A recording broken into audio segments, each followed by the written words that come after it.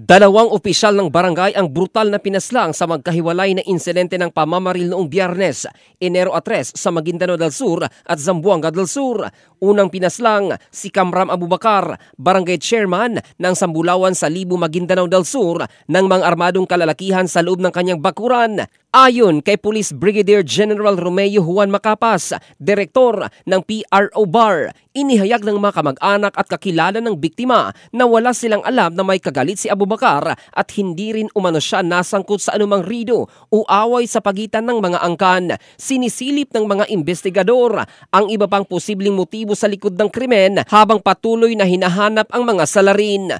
Samantala, isa pang insidente ng pamamaril na naganap sa Barangay Upper Dumalinaw, Zamboanga del Sur, kung saan biktima ay isang Michael Viralio, isang barangay kagawad, matapos tambangan ng mga armado habang naglalakad sa madilim na bahagi ng Purok Mangga.